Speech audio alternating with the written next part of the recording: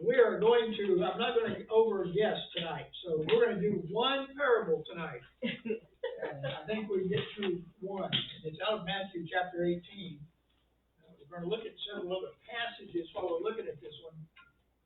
So I think it'll take us a while to get through it, but it led me down a bunch of rabbit holes while I was studying this parable. And I'm hoping we can look at it and get some points. Remembering that many of these parables, they're in more than just one spot.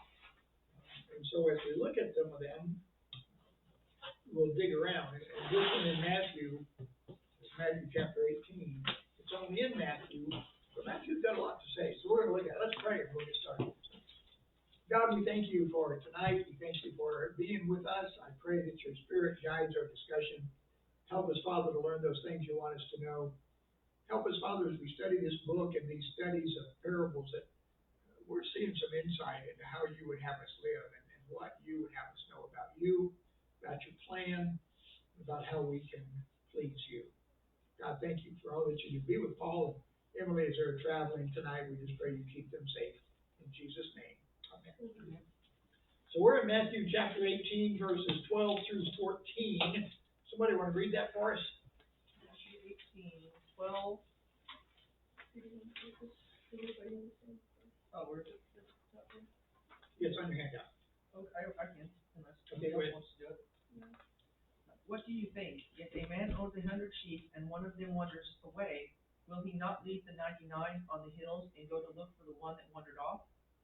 And if he finds it, truly I tell you, he is happier about that one sheep than about the 99 that did not wander off. In the same way, your Father in heaven is not willing that any of these little ones should perish. Thank you. What does that mean? What's that parable mean to you? Before we dig into it and start looking at context, what does that parable just mean to you? He cares. He cares about everything. Okay. What's the lost and the found. All right. Jesus cares. He's concerned about people. What else? I'm thinking that one sheep is the one Christian that wandered off, and he's trying to bring it back to Jesus. And we can look at it that way, and certainly I would suspect that many of us have heard this explained that way. That we're talking about the church, we're talking about Christians that aren't here on Sunday. Where are they? Let's go find them. And we can, and I think it can be used that way, but there ain't church yet, right? Mm-hmm. There is no church yet when Jesus is doing this. It's only the people of Israel. So take it into that context. What's he trying to say to these people? Whether somebody that's not living the way they should be living, you don't need to be in the church to bring them back on the path, the right path. Okay, and whether it's a Christian person, whether it's a Jewish person, whether it's just somebody you know. Or don't know. Or don't know, but you know they're doing something wrong, is there some obligation to try to help them do something right? To try to help them see that where they're wandering off is not where they need to be. They need to be back here in the fold. They need to be protected. They need to be where it's safe. I think all those are possible thoughts, and I think we've probably heard them taught that way for years, and just reading them. This is one of the parables Jesus defines or explains to us. So we have some liberty to read into it what we think it means. But let me have you look at a couple other passages. I've got them on your handout. So the answer to this, what's the context? We're going to answer by looking at some of these other passages. Look at Matthew chapter 17, which is right before 18. Says after this, after Jesus was doing what he was doing there, he says, after Jesus and his disciples arrived at Capernaum, the collectors of the 2 drachma temple tax came to Peter and asked, doesn't your teacher pay the temple tax? Yes, he does, he replied. When Peter came into the house, Jesus was the first to speak. What do you think, Simon? He asked. From whom do the kings of earth collect duty and taxes? From their own children or from others? or from others, Peter answered. Then the children are exempt, Jesus said to him.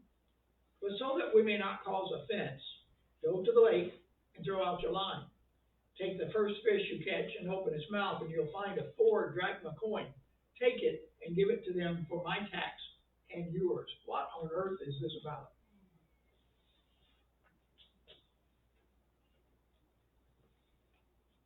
Remember when we studied the New Testament, part of what we covered was taxes.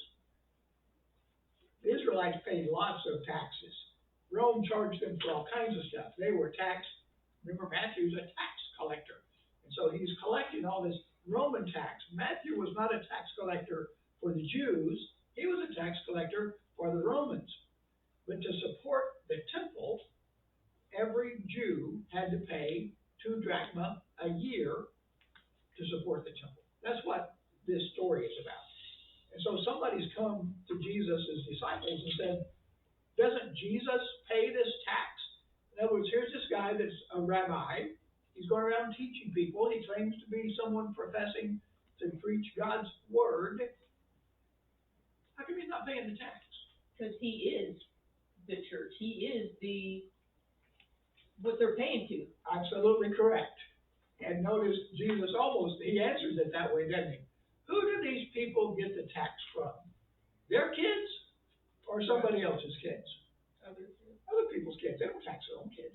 You know, if you're the tax collector, you don't go to your mom and say, give me my 2 drachma tax.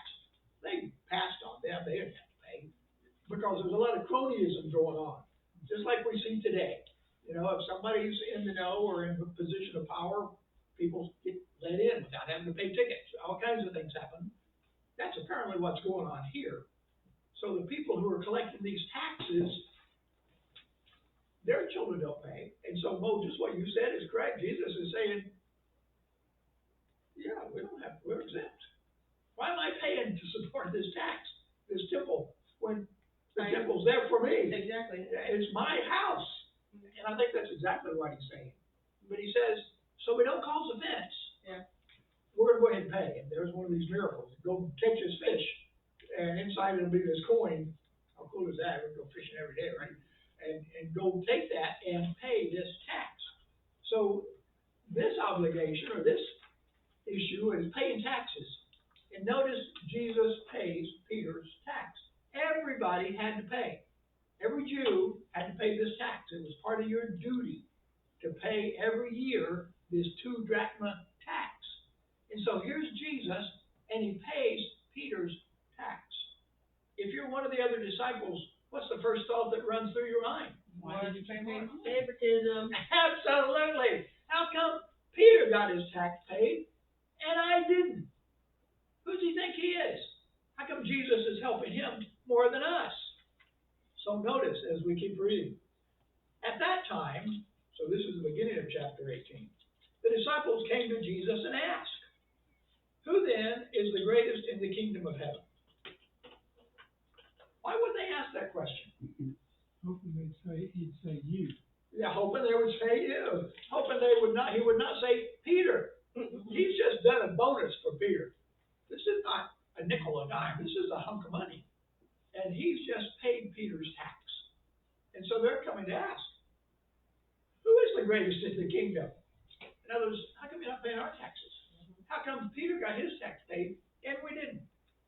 And he called to him a little child and placed the child among them, and he said, truly I tell you, unless you change and become like little children, you will never enter the kingdom of heaven. Therefore, whoever takes the lowly position of this child is the greatest in the kingdom of heaven. And whoever welcomes one such child in my name welcomes me. If anyone causes one of these little ones, those who believe in me, to stumble, it would be better for them to have a large millstone hung around their neck and to be drowned in the depths of the sea. Woe to the world because of the things that cause people to stumble. Such things must come, but woe to the person through whom they come. If your hand or your foot causes you to stumble, cut it off and throw it away. Well, that would make me maybe not want to follow Jesus. It is better for you to enter life maimed and crippled than to have 2 hands or 2 feet and be thrown into eternal fire. And if your eye causes you to stumble, gouge it out and throw it away. It is better for you to enter life with one eye than to have two eyes and be thrown into the fire of hell. See that you do not despise one of these little ones, for I tell you that their angels in heaven always see the face of my Father in heaven. That, to me, is a pretty powerful reading. Jesus has just told these people, they've asked him, who's the greatest in the kingdom? That's what they want to know. They don't want their hands cut off. They don't want their feet cut off. They don't want to be blinded. They just want to know who's the greatest in the kingdom. And I hear their minds thinking, not the Bible, but sort of like what Don said, they're thinking, well, we're with you, Jesus. You're establishing the kingdom. Obviously, we are. We are the greatest. We want the power. We want the position. And Jesus looks around and says, unless you change, you'll never enter. What changes do they need to make? Well, the kids are innocent, Kids are innocent. and their belief, they don't have, when they're an adult, you get stuck, you hear what they're saying, you hear what they're saying, and then kids, I don't know, they just have the mindset. I think of Haley in Brooklyn, and then how they talk about God, especially Brooklyn and stuff, and it's that's the kid mentality. They don't know right. I mean, they do know right from wrong, but they know, I don't know how to put it in words, but it's Try. So you're on the right track. The worldly things are not impacting kids. Okay. Like, kids don't worry about where's money come from, where's my food come from, where does all this come from. They just know that their parents are going to provide for them what they need. Okay. And that's the same thing as Jesus provides God provides what you need. And kids, because they're so innocent in the way of the world, all the evil and Satan and the other things, and they're not selfish. and they just have that faith. I mean, it's easy. I don't want to say it's easy, but it is compared when you're becoming an adult. You got all this other stuff. Yeah, we allow them to mess us up. That's exactly right. Yeah, I think you're on the right track, both of you then. When you think of kids, you think of children are innocent. Not to say kids can't be brats. They need discipline from time to time. But really, a young child, I think of race relationships. Little kids don't give a hoot what color That's you are. exactly right. Some parent has to teach them that blacks are horrible, or that whites have privilege, or whatever. Somebody's teaching them that. Because little kids in a daycare center, they don't give a hoot what color you are, what race you are. All they want to do is play. All they want to do is get along. And as long as everybody's getting along, there aren't any troubles with kids. But we adults come along and it's, well, you're black, I don't want you. You're female, I don't want you. You're, it's your fault, we got COVID. I don't want you. You're Jewish, I don't want you. And we learn all of that stuff. So where are the disciples at when Jesus says, unless you change and become like this child, you're not going to enter the kingdom? What change is Jesus specifically telling them they need to learn? Well, I think their attitude, because if they come off right off the front and they're saying, well, where do I stand in the kingdom of heaven? You shouldn't even be asking that question. That shouldn't even be across. It's not about that. Don't worry. Yeah, it shouldn't. Don't worry about all of this other stuff. Don't be fearful and all the things that adults do. Right. We're children don't. Right. Think like a child in that way and love one another, Right. like you said, love each other, no Give matter it all what to color God. we are. Okay. So be more like a child in that but- way. Folks, you're correct, both of you. But what's the focus exactly that we're dealing with right here? The heart. The heart certainly is. The financial thing with the money Yeah. is what they're Who's dealing with the right now. highest person here? Yeah. Who's going to be the boss? Yeah. Isn't that really the question? Peter's just got his taxes paid. The very next conversation is, wait a minute, who's greatest in the kingdom here? Mhm. See, do you hear what they're asking? We want to be at the top of the heap. We want to be boss. Isn't that like why John calls himself the one Jesus loved? I think that's what he's trying to do. He's Like honoring himself. he's trying to say, well, yeah, there's 12 of us, but I'm the one he loves. Yeah, I'm the best. Yeah, Yeah. I'm really the special one. And we see that all the That's time a with human. adults. That's a human thing. It's a human thing, but it isn't a child thing if they're playing nicely until somebody interrupts their playtime. I started just real quick. It's funny you say it because I started a series on the 7 deadly sins. Which which they're really not in, they're in the Bible, but they're not in there like that. But anyway, I started reading about envy, and that's what this is. Yeah. They have envy. Yeah.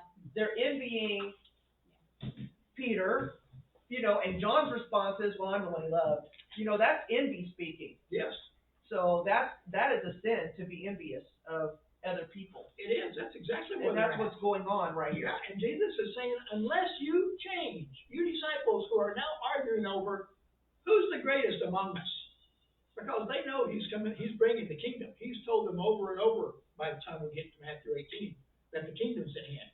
Here's what the kingdom parables are. Some of the parables we've already looked at is the kingdom of heaven is like this or like that. And so they know the kingdom's coming. They know Jesus is coming to set up something. They want to be at the top of the heap. They want to be in charge. They want to be boss. Want to sit at the right and left hand. They want to set it right. We're going to cover that verse here in just a minute. We haven't got to that verse yet. But these people are asking, who is the greatest in the kingdom? And Jesus is saying, you know, if that's all you're worried about, who's in charge? Who gets the pat on the back? If you don't get that attitude out of your mind and out of your heart, like Jay said, you're never going to get in at all. There's no room for people in God's kingdom who want to lord it over everybody else. One of the verses that talks about eldership says, you don't lord it over others. That's not an elder's job to be boss. They're to spiritually guide and support John. They still haven't got it. I mean, we're halfway through Matthew. Jesus is the greatest in the kingdom. Mm-hmm. So they're trying to be on the level. They're trying to find out who's on the level with him. I think there's between them, the 12. The 12 of them are like, well, I think I should be. Yeah, I mean, I was Peter. I was first. that's right. So I'm number one. Hey, can you see Peter Yeah. walking around? I was number one. He pays my taxes. Paid my taxes. Everywhere he goes, you know, I'm one of the ones he takes with Yeah, him. I'm one of the three. Yeah, I'm it. You know, and then John is like, well, man, how do I? He loves me more. Yeah. And Matthew, you know, he's probably, how do I fit into all of this? Yeah, I'm a tax collector. Nobody- You know, nobody likes me. Yeah. But I think they're rallying between the 12 of them as to, they all know Jesus is number one. I think you're exactly right. But they're probably like, well, who's going to be the one cleaning the toilets? That's right. You know, is it going to be Bartholomew? Yeah. Because it's sure not going to be me. Correct. I agree with that. I think that's what I get from it. Well, I think you're right. I think that's exactly what's happening. They're quarreling amongst themselves. Who's going to be at the top of the heap? Not everybody can be the boss. There's got to be the boss, and let's assume it's Jesus. But right below him, he's got the guy on his right and left hand who gets to make the rules, who gets to tell everybody else what their duties are. Whatever those duties are, somebody's boss, and that's what I think Jesus is trying to address in the midst of this parable, that if there's one sheep gone, we're going to leave all these others and go after that. Bring that context into this discussion, because by the time we're done, I think it'll take a whole different meaning to us, of what is Jesus talking about with the one sheep that's wandered off, and all the rest of them that stay in the fold. And look at the context that we're looking at. So who's Jesus talking about here in Matthew chapter 18? The issue is who's going to be the greatest. Who's he talking about specifically here at the end of this reading, do you think?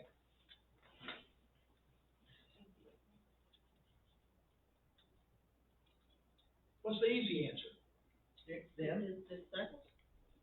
He's talking about Or the 12? children? The children, right? I mean, that's who he's comparing to, right? Oh, yeah. He's got the little kids. If you just read this and say, well, he's talking about little children. That's what he's talking about. All these little children, little bitty kids, who have no sin, who don't argue about who's boss, who's got pure, innocent hearts. That's who he's talking about. And certainly they're mentioned in here. I love this last line, verse 10. See that you do not despise one of these little ones, for I tell you that their angels in heaven always see the face of my Father in heaven. What on earth does that mean? Sounds to me like the beginning of Hebrews chapter 1. That what are angels? Angels are ministering spirits sent to minister to the servants of God. And Jesus is saying there are angels in heaven looking out for you people. There are angels in heaven who know who you are.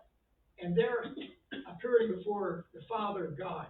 I don't know how that works. I don't know for sure what they're doing, but they're doing something.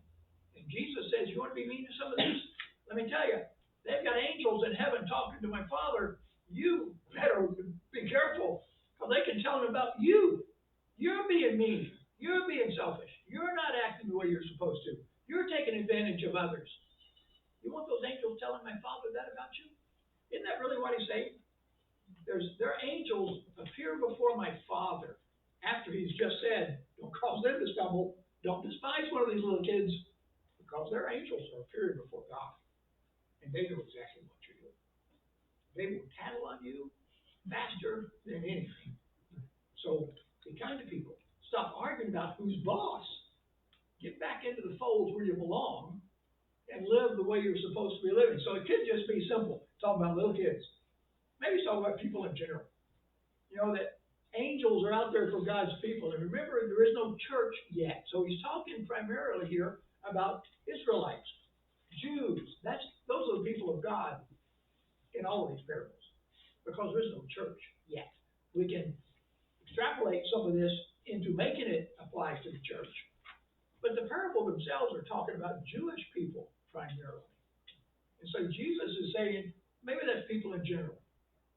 Don't argue about who's going to be boss. Don't think you got to put people down. Don't cause people to stumble. Better to go to heaven with one hand. Actually, he doesn't say heaven, it's the kingdom, which is the kingdom he's setting up there on earth.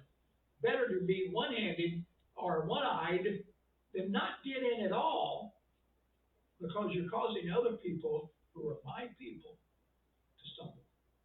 Who do you think he's talking about there?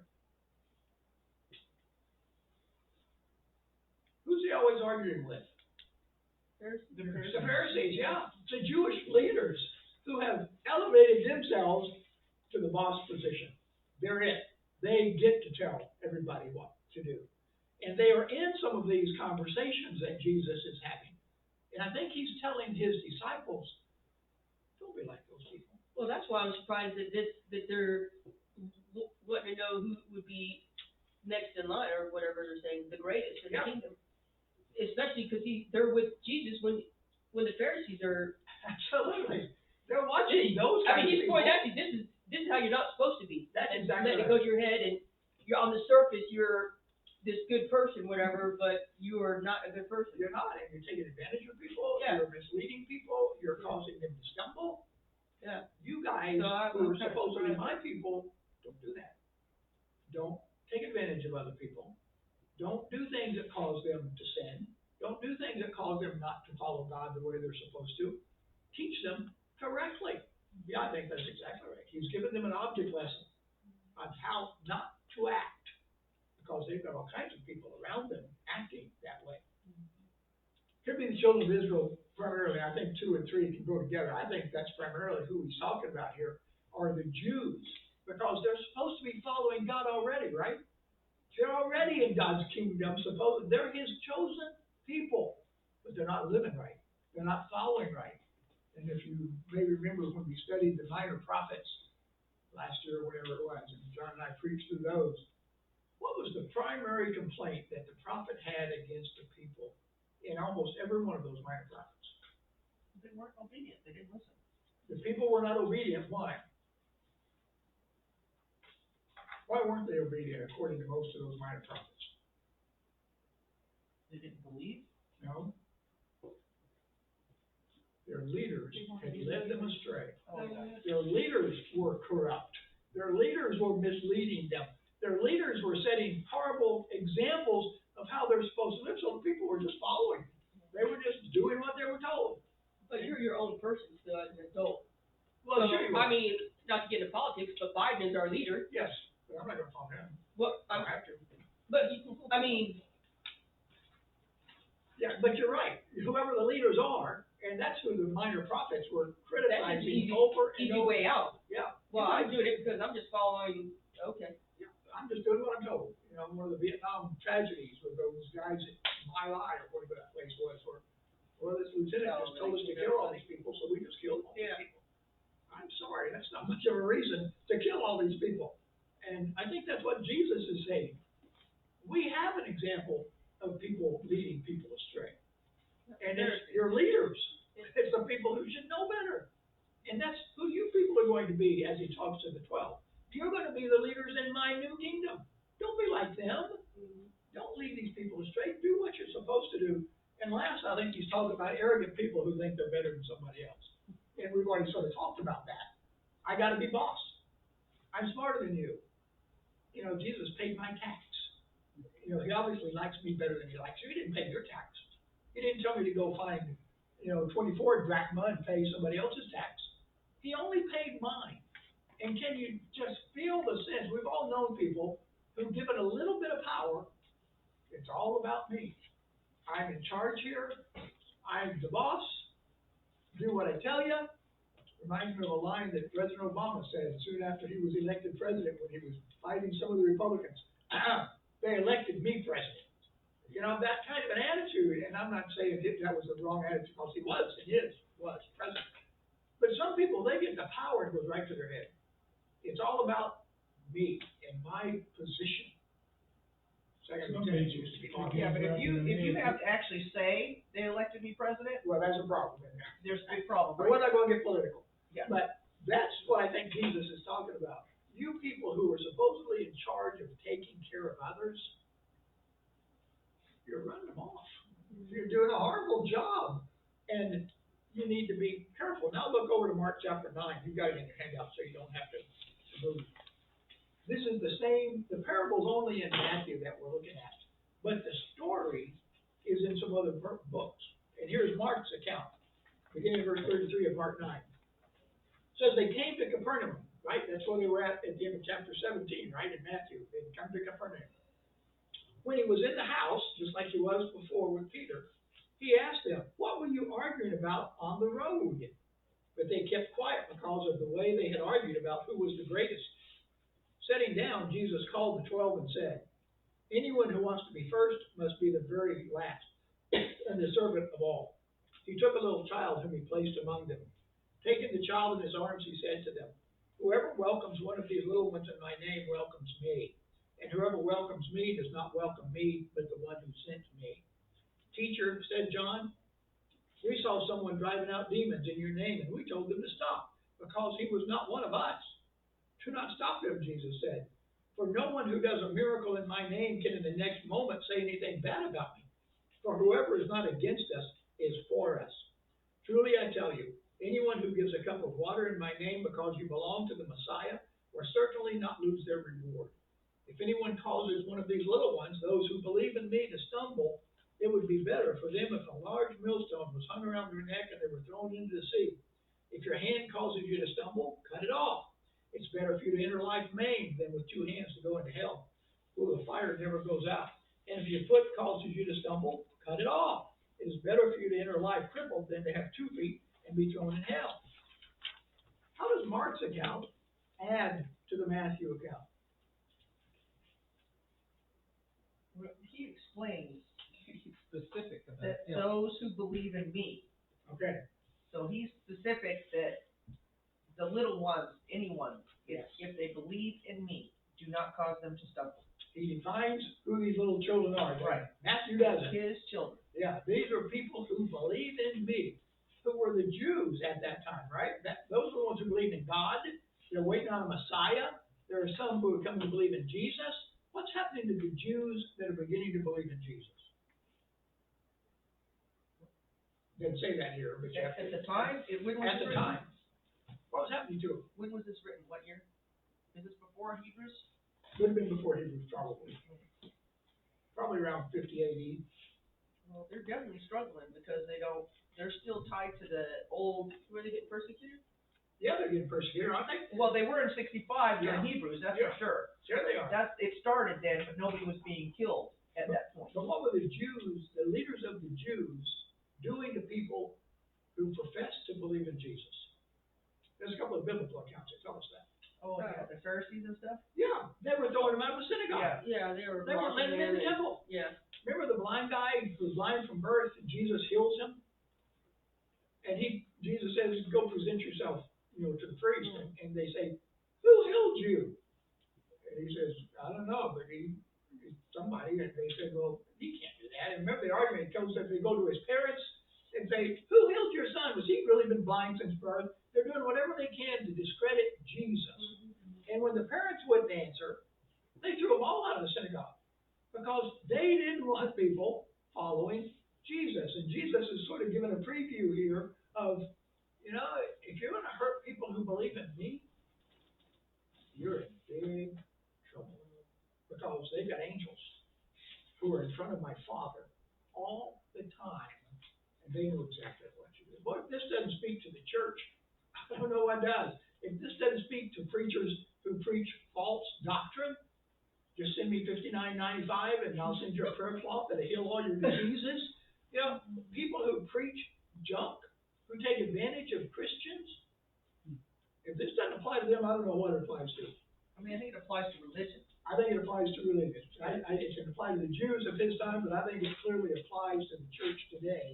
If there are people in the church who are taking advantage of other Christian people who believe in Jesus, I think Jesus is saying, you're in a world of hurt. There's some things you need to fix. But I think the key is Jesus explains here in this one, who are these little kids we're talking about? It's not just little infant babies. It's people who believe in me, who are supposed to be innocent like children, who are supposed to have a clean mind like children, who are supposed to be able to love everybody like children do. We need to be like little children and have that mindset. Jesus says, you take advantage of them, you mistreat them, you cause them to stumble, you're in a world of hurt. It's like if you take one of those children and you tempt them with the worldly, pornographic, all that stuff, and you keep tempting them, that's, I think, what he's talking about too. You're causing them to stumble. Absolutely. They're now no longer innocent like they were, and it's your fault. You're taking them away from Jesus. Because Yeah, I think so. You're telling them, it's okay, it's all right, It it doesn't hurt. doesn't matter to her to look at this, and then by the time they've looked at it 100 times, they're like, man, you're bad. Nobody can forgive you. Yeah. I think of the Roman Catholic priest who molested all those altar boys. That was a big deal back in the late 90s and early 2000s. And all the Roman Catholic Church did was move those priests to another diocese. Instead of firing them, doing something with them, they just quietly moved them somewhere else where they could do the same thing to somebody else's kids. I would not want to be one of those guys if they never repented of that and sent before God someday. Because they've got a lot to answer for. And the church that condones that, the leaders of that church have a lot to answer for. And that's why, you hear stories about people who have been molested or people taken advantage of in a church, and they go and report it to one of the elders or to the minister or somebody, and nothing gets done because, well, they're too important to raise questions like that about. I think those people better seriously worry about standing before God. People just don't want to believe it. Well, that's part of it. So they're like, well, hold on, let me just put that right under here. Yeah, and it's all forgotten about. I don't see it anymore. I just can't believe that person would do that. You gotta be mistaken. But the problem is, when you do that, and you're not mistaken, they're doing it to somebody else. And of course, it makes the person who's ignored think, well, I stand in this church. If that's the way godly people act, I'm out of here. And would now cause them to stumble. Because they don't want church anymore, because I was hurt by somebody and reported it, and nobody did anything about it. I think you're right. A lot of times that is what happens. Other times I think it's because we can't report that not against the preacher. He runs the church, not against the guy that gives the most money. He might stop giving. There's all kinds of reasons why we don't take that on up the chain, but many times we don't.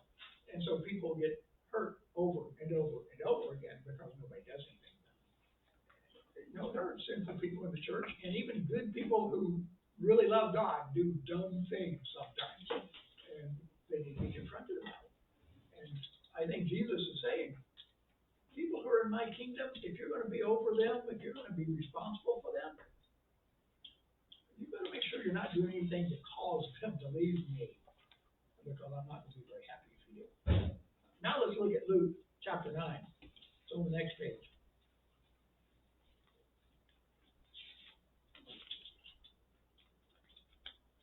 An argument started among the disciples as to which of them would be the greatest. Notice it's the same setting, same scene, same idea that we've got from Matthew and Mark. Jesus, knowing their thoughts, took a little child and had him stand beside him. Then he said to them, whoever welcomes this little child in my name welcomes me, and whoever welcomes me welcomes the one who sent me. For it is the one who is least among you who is the greatest. Master, said John, we saw someone driving out demons in your name, and we tried to stop him because he's not of us. Do not stop him, Jesus said, for whoever is not against you is for you. So how does that add to our understanding? Same story, same setting for the parable about the sheep. What's he saying here in Luke? What does he add to the story here? Servant's heart, at least first and last. Don't jump ahead, be humble. Okay? Notice he answers the question, doesn't he? He answers the question here. Jesus, knowing their thoughts, he answers that it is the one who is least among you who is the greatest. That's the question that they started with. That's where we started looking at this tonight. Who's the greatest in the kingdom? In Luke's account, he answers the question. It's the one who is the least among you. The one who takes the lowliest position. The most humble. The most humble. The one who's doing the toilet cleaning. The one who's making sure everybody's got something to eat before they get anything to eat. The one who's not caring about who's going to be the greatest. That thought isn't in their head at all. I don't care about who's the greatest. I'm just going to do what I need to do. And let the chips fall where they may. And so Luke's account adds to the story because Jesus gives us the answer. The one who's greatest in God's kingdom is the one who considers himself the least. Those who are humble. Those who aren't looking for glory. Those who don't have to have their name in the marquee lights. Those who don't act like they run the church. You know, those who are simply serving the way they're supposed to serve. And boy, that's a hard thing for us to learn. A lot of us don't like that role. We don't like to be taken advantage of. We don't like to have to do all the, how come so-and-so's not doing anything? Well, that you struggle now, even here, getting someone to clean the fellowship hall. Yeah, who's going to come do Or, this? or do that. I mean, just do it. It needs to get done. Yeah, somebody needs to do it. I don't understand. And I don't know that it's anybody thinks it's beneath them. It's just nobody wants to do it. Yeah. And it's, I want to do it. Somebody will do it. You know, But I think that's part of it too. I think it You know, is. you You got to do it. part of being humble or whatever is like you're saying, you know it needs to be done. Yep. It's part of being part of this family, this church, and you just need to do it. Yeah, It's part of serving. Sign up and do it. It's a different area that you can serve in. And I think sometimes people say, well, somebody else will grab it. I don't want to take their opportunity. And That's not what you're thinking, John. some people do. Okay. I mean, we have some people in the congregation that do a lot. And sometimes they feel like, well, I'm taking somebody else's opportunity to serve. So they don't sign up for something. Okay, how long have we had blanks up there? I'm not trying to be an advocate No, of. you're correct. You're I'm just saying, it's been, you put new ones up since December, John, I know. and there's been plenty of time, you know. And I mention it occasionally. Yeah, it's just kind of one of those things that some people just are not going to do that. They're just not gonna. They're not gonna take that extra step and do any of that for whatever reason. But I think, I'm not defending anybody, but when we were working and we came here, it was hard for us to do extra stuff. Now that we're not working, we have more time to volunteer and do that And stuff. I don't know that everybody needs to clean the fellowship hall to prove, you know, you're a servant. But I do think you're right to some extent that, number one, somebody else will do it. Number two, you know, if I do it, I gotta drive all the way down there, like it's 10 miles. You know, like Debbie and I, we used to laugh when we first moved here. People would complain, you work in Johnson City, or live in Johnson City, and drive all the way to Jonesboro every day? All the way. I mean, we used to drive 45 minutes in Phoenix, you know, just to go eat somewhere. You know? 10-minute drive is nothing, and you guys live in, you know, in some of the big cities you lived in, it's no big deal to drive 20, 30, 40, 50, an hour to get somewhere you want to go to. So have people here act like they're going to die. Well, that's like 8 miles down the road. It'd take me 10 minutes to get there. Yeah, so, and so some people, it's a mindset. It's, instead of being what Jesus, I think, is saying when he says the least among you, it's who's willing to put themselves out to do what needs to be done. And that's a different issue than causing people to stumble. But it's still an attitude. If the attitude is, I'm too good to clean toilets, you got a problem. You know, if the attitude is, I'm just too busy to clean toilets, that's a different problem. It's not as bad as I'm too good to clean toilets. But yeah, we work together here because we have to. Somebody got to do it. And I love it when people come and say, there's no toilet paper in the ladies' room. You know where the cabinet is? Don't tell them. Yeah. You know, why is that my job? You know, but people do that. I'd be like, you know why there's no toilet paper in there? Because somebody didn't volunteer to clean. And they stole the bathroom paper. So come here and let me show you where that's at, and let me give you a pin. Because it's not hard. It I is mean, hard. and I honestly, I get joy knowing that I can do that when you guys come in, it's gonna be there. Yeah. You know, I mean, just do it. It doesn't take that long. I've got the month of May, clean I bathrooms got for the August. month of May. And I walked around today just looking at paper towels, you know, and everybody had some, but some were low, so I just took a full one and stuck it in each one of the cabinets.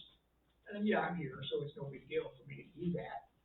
But it isn't a big deal if you come to church on Sunday, stay an extra 10 minutes and go fill the toilet paper roll back up, you know, go fill the hand towels back up, do whatever you need to do. You don't sit around and think, well, that's not my job. You know, that's what we pay John for. You know, that's his job. But John, you're failing in your job then, why is it? yeah, come on, John. I pick up, Toilet paper in I pick up the toilet. areas that are vacant. Me and Daniel do. So, we do fill in when needed. And I know you do, but the key here is people with an attitude that's beneath me. I'm not gonna do that. There's no room for that in God's kingdom. And so the people who I think Jesus is addressing in all these accounts is the issue seems to be those disciples who wanted some position of power. They're just too good to do the menial stuff. They want to be the boss and tell other people to do the menial stuff. And if they can't do that, then they got a problem. You mentioned a while ago, Teresa, James and John, the position set to the left and right. That's over in Matthew 20.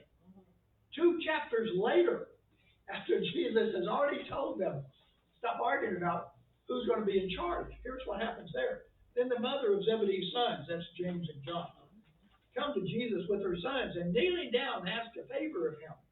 What is it you want, he asked. She said, grant that one of these 2 sons of mine may sit at your right and the other at your left in the kingdom. You don't know what you're asking, Jesus said to them. Notice he said to them. Not to her. Not to her, because the boys are right there with her. Can you drink know better? Yeah. They've got mom, you know, he wouldn't give them the positions of power. He just told them, don't be asking for this. You don't even know what you're asking for. You don't get to be boss here. Hey, Mom, Jesus likes you. Go ask him if we can have the hot seats. We can't because he's already told us we can't ask. You go ask, and we'll just follow you. Can you just see that? I mean, that's exactly what I think's happening here. So Jesus says, can you drink the cup I'm going to drink? We can, they answered. Jesus said to them, you will indeed drink from my cup. But to sit at my right or left is not for me to grant. Those places belong to those of whom they've been prepared by my Father. When the 10 heard about this, they were indignant with the 2 brothers. And I'm thinking one of their first questions was, why didn't we think of that?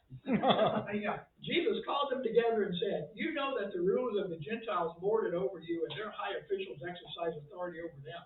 Not so with you. Instead, whoever wants to become great among you must be your servant. And whoever wants to be first must be your slave, just as the Son of Man did not come to serve, but come to be served, but to serve, and to give his life a ransom for many. And we're not 2 chapters down the road after he's already told them, don't argue about who's going to be the greatest. You're going to be like a child. 2 chapters later, there's James and John and their mom going to ask for the power seats, and the other disciples getting indignant. And again, I think part of it was because they didn't think about it. They didn't think, why didn't we go ask? Just like some, I think, were mad at Peter. How come he got his taxes paid? We didn't get our taxes paid. It's just, they never seem to get it. And I think sometimes neither do we. But here's Jesus over and over and over. And so, you know, they're vying for power. And I went ahead and wrote the answers for you on your handout because the answers were sort of long on this one. The issue here in this account is still the arrogance of some who think they're better than others. They want to be boss. I'm not satisfied with being a soldier. I want to be a general. I at least want to be a major. You know, put me in some power, some position power, because I'm one of the smartest people here. And that's the attitude Jesus is saying doesn't work here. So they wanted to silence some who are not their number, but who are doing God's work. Why do you think those get mentioned in a couple of those readings? The guys who are casting out demons. I think they're jealous. Yeah, you think? Yeah. Yeah, I think they're, again, envy. Yeah. You know, we're the only ones allowed to do that. That's right. We're the followers of Jesus. Why do they get that power? We're one of the 12. Yeah, what do they get off doing the same stuff we do? Yeah, I think so. They're looking, and to me, this is an argument against condemning other denominations. A lot of church denominations look at other denominations and say, well, you're not like us, so you're not saved. You're not like us, so we're not going to you. You don't go to the same building we go to, so we don't think with you. And Jesus is saying, wait a minute. If they're not against you, they're for you. So welcome people who are doing things in my name. Don't stop people who are doing things in my name. Be happy they are. There's more people to share the load. Don't stop these, but I think Teresa's right. They're looking at people who aren't part of the inner circle, who are doing miracles. And they go to them and say, stop it. Who do you think you are? That's my job. And Jesus says, no, it's not. Anybody who's working for me, you need to leave them alone and let them do it. But these guys have still that attitude of, you can't be doing that. So you can't be against this church. That's 3. We need to stop arguing over denominations of people who are not just like us. And find some way to unify in our belief with Jesus. And then last, people who are only doing what Jesus teaches need to be supported and welcomed. If you find people who are doing God's work, praise them. And be thankful they're doing God's work. Don't get envious. Their Sunday school class is bigger than ours. If I tell this person about Jesus, why don't they go to the Baptist church? Why does that bother us? When we used to do the jail ministry, and they would teach the prisoners in the jail. It was, just accept Jesus. Go where you want to go. You don't have to go to Central Christian Church. We're not trying to bring you to Central Christian Church. You're welcome here if you want to come. But when you get out of here, go find a church that you can support and grow in. We didn't go in there saying, only send them to us. There's people all over the place. There's all kinds of good churches. Well, I think we get discouraged when we are out doing outreach events. We share the gospel. They don't respond immediately to come worship here, but our impact could send them to 5 years down the road, they could go worship somewhere else because of the impact we had. And if we're not careful. And that's building up the body as a whole. But we sometimes think, well, wait a minute, I taught them. Why aren't they coming here? Why are they going to the Baptist church? Why are they over there at the Methodist church? Why aren't they here? I'm the one that taught them about Jesus. And I think Jesus would be saying to us, watch your attitude. It's not all about you. It's all about me. Your job is to just serve and teach people. Well, you did your job. You brought them to Jesus. That's right. Whoever they go, That's you brought them to Jesus. Yes, and that's the struggle Christianity has between recognizing Jesus and recognizing our church. Many times we forget about Jesus and it's all about our church. It's all about helping Central Christian be what Central Christian should be, to the exclusion of everybody else. Well, I think that's why it's neat that you have like people from other churches that come to your Bible study. Yes. Jay started coming all the time, and then Renee came to some of them, and she really just loved what you taught. And I think it's neat that we open it up to people that are not part of this church. Yeah. And we don't say, well, you need to come to church now with us Sunday. Yeah. No, hey, I'll see you at Bible study next week. And that's why our communion is Open. an open communion. We don't say you got to be a member of Central Christian. If you believe in Jesus, take communion. We're not going to check your attendance card to see where you go. Yeah, We need to be working for Jesus and not working for Central Christian Church primarily. God's in control of this thing. So who's Jesus talking to, generally speaking, in all these readings we've read? His disciples, right? Yeah, to his disciples, to the very people who should have known better. They're arguing about this stuff. We've already talked about what some of the qualities are of a child. We've touched on that already. But to me, what Jesus is saying to all of them, people who might appear to be insignificant can contribute to the kingdom. Remember, he who is least will be the greatest. And if I take all of that and take it to the parable we started with, that sheep that sort of wandered off on its own, that sheep is just as important as those others who are where they belong. Because some people would say, wait a minute, we're in the fold. How come you're not here taking care of us? It's supper time. And Jesus is saying, those people who need me the most, I'm not going to ignore them. I'm going to go find them, and we'll just leave the rest of you here for a while, because those people are important too. And it'd be easy to say, well, I'm in the fold. What do I care about those others? They find their own way home. I'm not, they were the dumb ones that walked away. And Jesus is saying, no, it's not the right attitude. The attitude is, go help those people. vulnerable, they're lost, they need help. Stop thinking it's all about us in the fold, and go out and help those people that are struggling. I think if you do that in the fold and you're only worried about the fold, you're not doing what Jesus wants. You're not spreading the word. You're not spreading the good news. Well, it's like what it said in the Bible that, I'm not here to preach to, the ones that don't need it because they're already believers. You're here to preach to the ones that need it, the Yes. poor or whatever. You don't, just because you have a high status. Right. It's the ones that need it. And who are those people? The ones that the world viewed as castaways. Insignificant. Yeah, and the tax collectors, Yeah. the sinners, you know, that's one of the criticisms they had of Jesus several times. He's eating with publicans and sinners. Yeah. Well, because their attitude was, that's beneath me. Yeah, but they're the ones that need it. That's exactly right. They're the ones that had the bad attitude, who weren't going to get into the kingdom at all. And Jesus is saying every person's valuable. Don't look at other people and measure. And here's the teaching on the road. You've got this. We don't need to necessarily read through all this stuff. But basically, he's saying in my kingdom, there's a role reversal. It isn't about who's the powerful, who's in charge, who's got the clout. What's important is who's willing to serve, who's willing to be humble, who's willing to take care of everybody else, even at their own suffering necessarily, because that's what he was about to do. He didn't come to be served, but to serve and to give his life. I have a question before we move Okay, on sure. from, on Matthew 20 right there, Yes. where it says that, let's see here. He's like, can you drink the cup I'm going to drink? And they're like, yeah, we can. And then he's like, you will indeed drink from my cup. Well, I'm like, why is that? Why? To me, his cup is when he's on the cross. Are you going to drink from my cup? And they're saying yes. I don't think they obviously knew what he was saying. But then why did he reply, you will indeed drink from my cup? I think he's saying you're going to suffer just like I'm going to suffer. Later on, Yes, when they later got persecuted, they were they were going to get executed, they were going to get persecuted, they were going to get martyred. Okay. They're going to pay the same price he was going to pay. I think that's exactly what he's saying. That you think you know it all, you don't have a clue. Yeah, but they did. When they said yes, they don't have a It's clue. funny how these guys are fighting over who's the greatest, yet we have a Bible, and how many of the disciples wrote? Not very many. So what happened to all of them?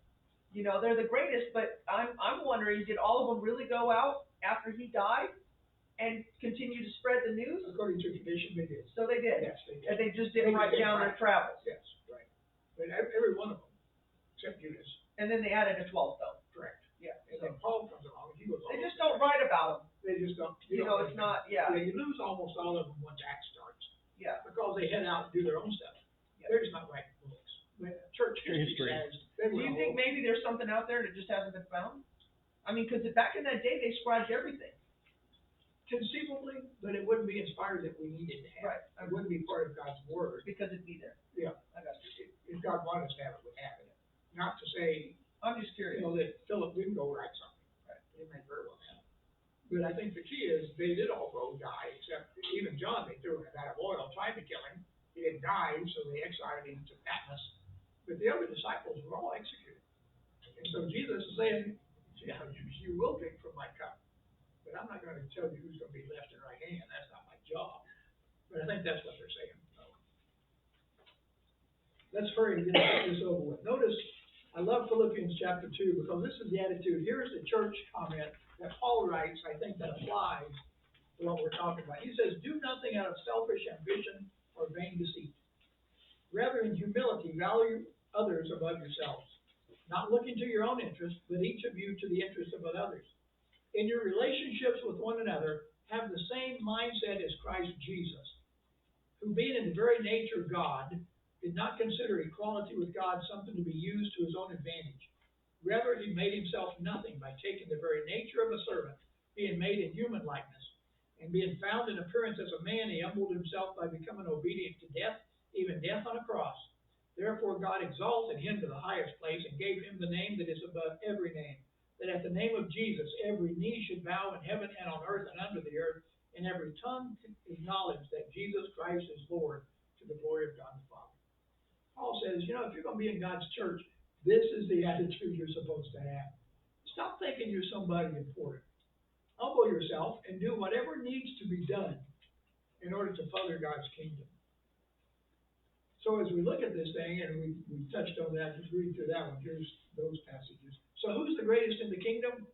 Jesus. He's the greatest in the kingdom amongst those of us. Who's the greatest? Oh, us? But of us. Oh, the least. Yeah. Yeah. Yeah, the greatest in the kingdom are those who understand that judging or ranking people by worth is a reflection of a worldly value. We don't look around at people and think, well, he's the bank president, let's make him elder. You know, he's got all the money, let's put him in charge of whatever. You know, we need to understand that when we rank people the way the world ranks people, that's worldly thinking. That's not godly thinking. So we don't want to view people that way. All people matter to God.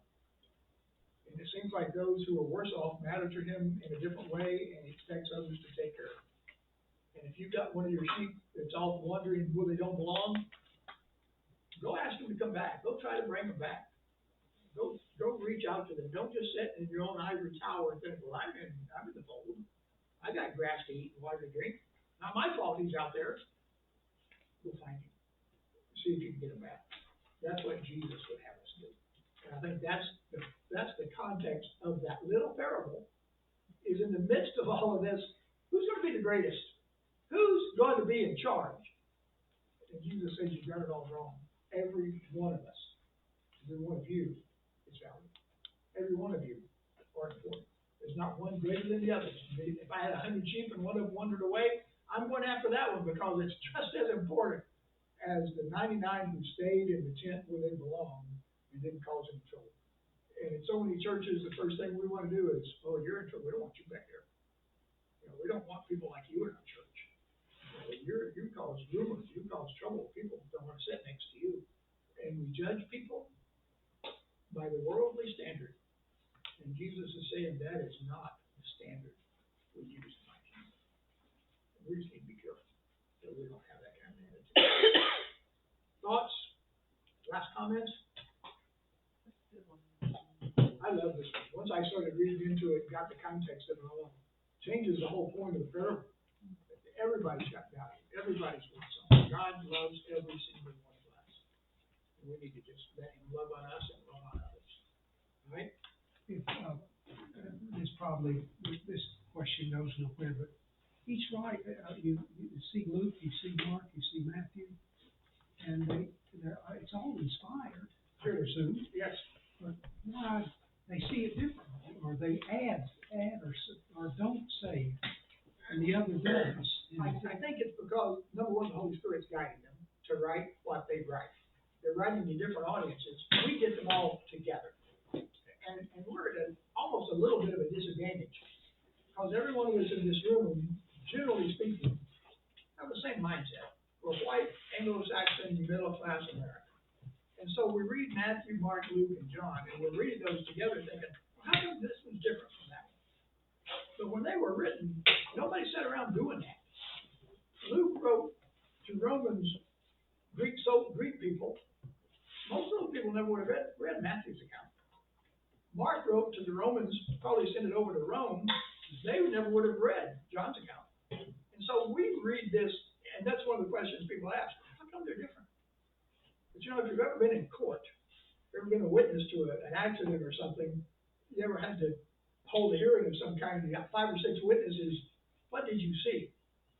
Every one of them will tell you something different. Every one of them can be right. But they didn't see it all. And in a sense, maybe that's what the Holy Spirit's doing with the different accounts, is they're writing it from their viewpoint, even though it's inspired. That's all they saw. That's all they heard. And so they're writing what they heard, what they saw, and they're not necessarily the same. So if someone was to say, you know, what did the first slide that Bob put up there have on it? I don't think any of you will remember that. But if you could, one of you might say, well, it had the passage from Matthew chapter 18. And one of you might say, well, it had the parable of the lost sheep. Well, which one's right? Both are correct. They're both right, but they're not the same, are they? One of you would say it's got Matthew 18, the other one would say, well, it's got the parable of the lost sheep. Somebody would read the gospel and say, conflict. They didn't say the same thing. Yeah, but they both told the truth. They both said the story. They're telling the same thing, it's just in a different yeah, a light, I mean, the Yeah. different, just, there's only a couple of things added, Yeah. and I think it's done on purpose to build, so you understand, like These we are have these different people. classes, Yeah, yeah. they're writing to different groups. They see different things, they hear different things, and the spirits inspire them to relate what they heard. Well, They may not all heard the same. God did that because he knew people would be coming to the Bible with different baggage. That's exactly right. They do, and they're wondering, how come this says it this way? But some can read it.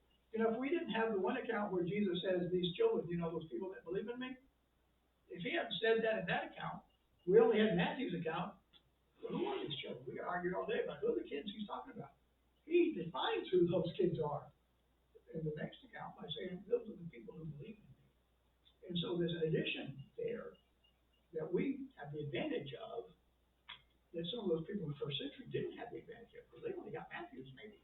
They didn't read the others, so they're sitting around with campfire arguing, who are these little kids? And so we've got a blessing to actually have more than less. I think it helps also that it wasn't copied. Correct. Nobody copied Mark or Luke. I mean, it was Yeah, they all individually. said the same thing, why do we need 4 of them? Yeah. If they're all just verbatim, word for word, one would have been sufficient. Yeah. But God sees people different, people read different, people have different backgrounds that they're coming from as they read some of these things. That answer that? Other thoughts, questions before we quit? We got one done. Cool. I didn't think we'd get too far beyond that one tonight. Let's pray. God, thank you for loving us. Thank you for forgiving us when we don't always act and think the way we should, because you're a merciful God. Help us, Father, I pray, as we looked at these readings tonight, to be aware that it's not all about us. It's not about us at all.